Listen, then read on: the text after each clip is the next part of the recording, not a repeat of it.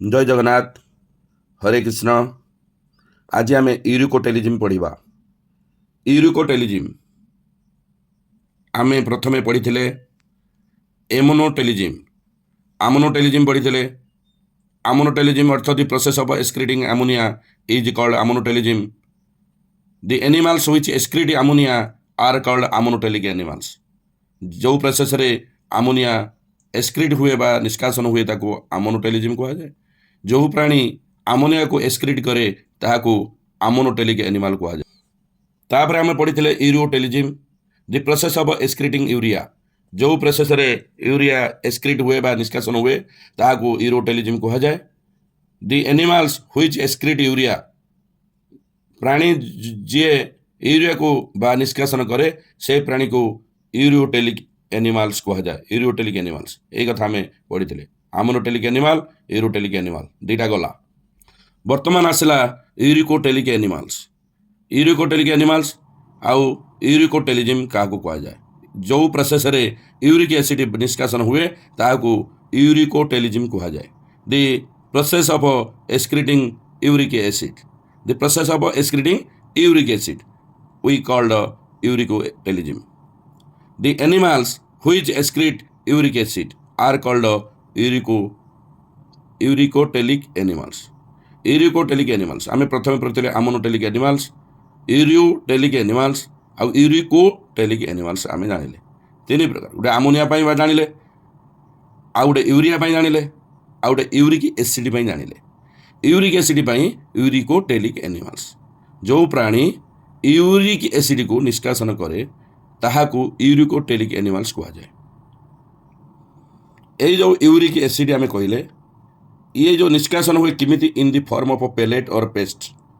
PELLET pellet. Pellet माने नेंडी और पेस्ट माने बहलिया। कहीं एमती हुए ना यूरिक एसिड पेस्ट बा नेंडी बा पेस्ट हिसाब से बाहर कहीं ना with minimum loss of water. Water को कंजर्व करे, बेसी वाटर बॉडी से बाहर करने को दिए ना। They uses far more energy in producing uric acid. Uric acid production होगापाई बहुत एनर्जी आवश्यक पड़ता है। फार मोर एनर्जी आम प्रथम पढ़ी। प्रथम आम पढ़ी ammonia liquid large amount of water for its elimination. ताकू बॉडी निष्कासन करने बहुत जल आवश्यक। अमोनिया मोस्ट टॉक्सिक किंतु देख forming ammonia uses little energy. Forming urea uses more energy. Forming uric acid uses far more energy. यहाँ आम प्रथम पढ़ी यही कथाटा लिखाई से कथा पुणी आउ थे आम ये रिपीट करुचे। कौन रिपीट करुचे ना they uses far more energy in producing uric acid. तेणु यूरिक एसिड तैयारी करिबारे फार मोर आउरी बहुत एनर्जी आवश्यक हो। फार मोर एनर्जी पेलेट आ पेस्ट आकार रे बाहर को बाहर जाए नेंडी आकार रे। Uric acid is formed in human. मनीष देह रे यूरिक एसिड तैयारी हुए फ्रॉम कौटू तैयारी हुए प्यूरिन्स। आम जानी मनीष देह में नाइट्रोजन बेस दुई प्रकार अच्छी गोटे प्यूरिन्स आउ पायरिमिडिन्स। प्यूरिन्स किए ना एडेनाइन आउ गुआनाइन। आउ पायरिमिडिन्स किए ना साइटोसिन थायामिन आउ यूरासिल। से जो नाइट्रोजन बेस कहले प्यूरिन्स से प्यूरिन्स एडेनाइन आउ गुआनाइन से मनीष शरीर में यूरिक एसिड बाहरी था।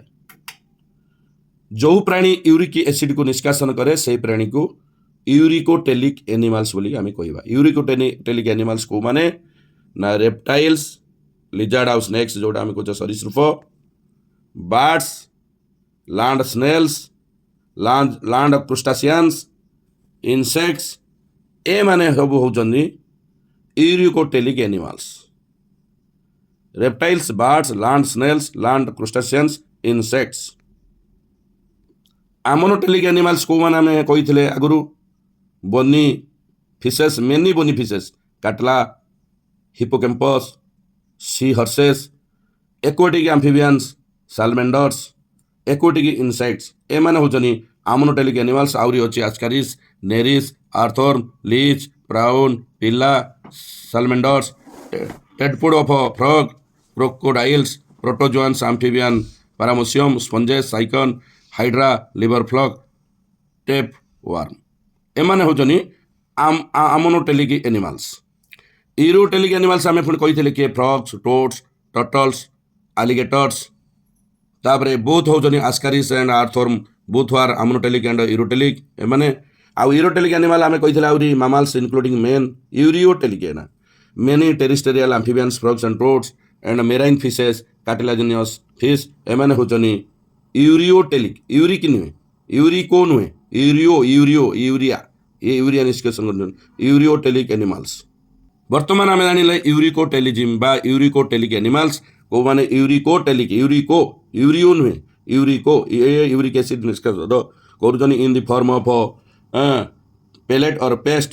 କାହିଁକି? With minimum loss of water they uses far more energy in producing uric acid.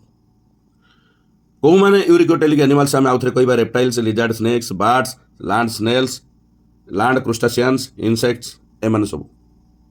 ଗୋଟେ ସର୍ଭେ କରାହେଇଛି ଏନିମାଲ୍ କିଙ୍ଗଡମ୍କୁ ନେଇକି। ଏନିମାଲ୍ କିଙ୍ଗଡମ୍ ଯେତେ ଆମ ବିଶ୍ୱରେ ପୃଥିବୀରେ ଏନିମାଲ୍ ଅଛନ୍ତି ଏ ସର୍ଭେ ଅଫ୍ ଏନିମାଲ୍ କିଙ୍ଗଡମ୍ସ ପ୍ରେଜେଣ୍ଟସ୍ କ'ଣ ପ୍ରେଜେଣ୍ଟ କରିଛି? ଏ variety of ଏକ୍ସକ୍ରିଟୋରୀ structure organ.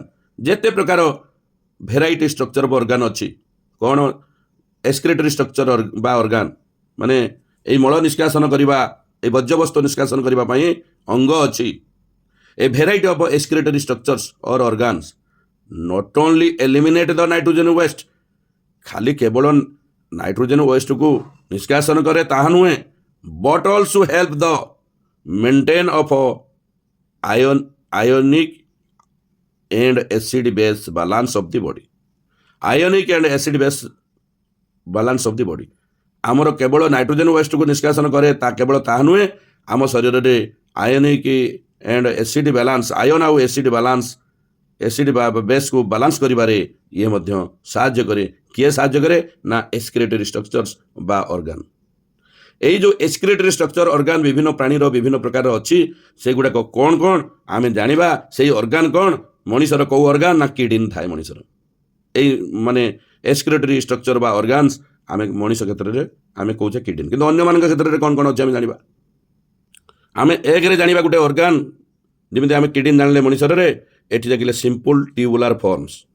Simple tubular forms Gute organ अच्छी बा स्ट्रक्चर अच्छे एक्सक्रिटोरी स्ट्रक्चर कौ मान क्षेत्र रे ना इनवर्टिब्रेट्स। इनवर्टिब्रेट माने कौन? अमेरुदंडी प्राणी, मेरुदंड नथिबा प्राणी इनवर्टिब्रेट्स मानकरे सिंपल ट्यूबुलर फॉर्म्स अच्छे। आ गुटे एक्सक्रिटोरी स्ट्रक्चर कॉम्प्लेक्स ट्यूबुलर ऑर्गन्स। एटा को कॉम्प्लेक्स ट्यूबुलर ऑर्गन्स एटा को किडनी कहा जाए। एटा कहा पाखरे अछि ना वर्टिब्रेट्स, जत्ते वर्टिब्रेट मनुष्य गतर आरंभ करी मेरुदंडी प्राणी complex tubular organs that is called kidney. आ गुटे होछि प्रोटोनेफ्रिडिया बा flame cell. Protonephridia flame cell गुटे होछि एक्सक्रिटोरी स्ट्रक्चर बा ऑर्गन। कहा मान को मान पाखरे अछि ना प्लाटीहेल्मिन्थेस। प्लाटीहेल्मिन्थेस प्लाटीहेल्मिन्थेस किए ना फ्लैटवर्म्स, प्लानेरिया इत्यादि। आउ रोटिफेर्स, सम एनालिड्स, सेफालोकोडाटा, एम्फियोक्सिस एई मान क्षेत्र रे फ्लेम सेल बा प्रोटोनेफ्रिडिया बोलिकी एक्सक्रिटोरी ऑर्गन अछि। एही एक्सक्रिटोरी ऑर्गन द्वारा एमाने वर्ज्यवस्तु को निष्कासन करନ୍ତି। एही ऑर्गन माध्यम रे फ्लेम सेल बा प्रोटोनेफ्रिडिया माध्यम रे प्लाटीहेल्मिन्थेस, रोटिफेर्स, सम एनालिड्स, सेफालोकोडाटा एई माने। प्रोटोनेफ्रिडिया आउ कौन करे बा फ्लेम सेल आउ कौन करे? प्रोटोनेफ्रिडिया प्राइमरली प्राथमिक क्षेत्र में concern with ionic and fluid volume regulation that is called osmoregulation. Osmoregulation करिबारे मध्य प्रोटोनेफ्रिडिया साहाय्य करता है। एई प्राणी मानकर को प्राणी मानकर flat worms, planaria, rotifers, some annelids, cephalochordata, amphioxus ए मान क्षेत्र एम्फियोक्सिस। आ गुटे आमे जानिबा गुटे एक्सक्रिटोरी ऑर्गन आ गुटे जानिबा नेफ्रिडिया। नेफ्रिडिया गुटे होची एक्सक्रिटोरी ऑर्गन। ये कौन करे? Helps to remove nitrogenous waste and maintain a fluid and ionic balance. Earthworm and other annelids, earthworm and other annelids. किंतु देखो फ्लैटवर्म्स आ प्लानेरिया ये गले प्लाटीहेल्मिन्थेस रे जाउछन, किंतु आर्थवर्म एंड अदर आनालिड्स जाउछनी नेफ्रिडिया नेफ्रिडिया नेफ्रिडिया तांकर गुटे अछि किडनी भलिया कोन अछि हरे कृष्ण कोन अछि एक्सक्रीटरी ऑर्गन गुटे अछि मनुष्यर जमी भाटिब्रेट मानकर जमी किडनी अच्छी एक्सक्रीटरी ऑर्गन से भाया आर्थवर्म अदर आनालिड्स पाखे नेफ्रिडिया गोटे एक्सक्रीटरी ऑर्गन अच्छी केतटा आम ए कहले एक कहले सिंपल ट्यूबुलर फॉर्म्स इनवर्टिब्रेट मानकर गोटे हूँ एक्सक्रीटरी ऑर्गन आउ गोटे एक्सक्रीटरी ऑर्गन क्या कॉम्प्लेक्स ट्यूबुलर ऑर्गन जहाँ आम किडनी कहे कौ क्षेत्र में अच्छी वर्टिब्रेट्स पाखे अच्छी आउ गोटे कहले प्रोटोनेफ्रिडिया बावर फ्लेम सेल कौ क्षेत्र में अच्छी ना प्लाटी हेलमिन्थेस रोटिफेट्स सम आनालिड्स सेफालोकोडा एमान क्षेत्र में अच्छी आउ गोटे एक्सक्रीटरी ऑर्गन किए ना हूँ नेफ्रिडिया क्या नेफ्रिडिया ये जो एक्सक्रीटरी ऑर्गन क्या पाखे अच्छी ना आर्थवर्म्स अदर आनालिड्स ये गला केतटा गला आम गणिदेवा 1 2 3 4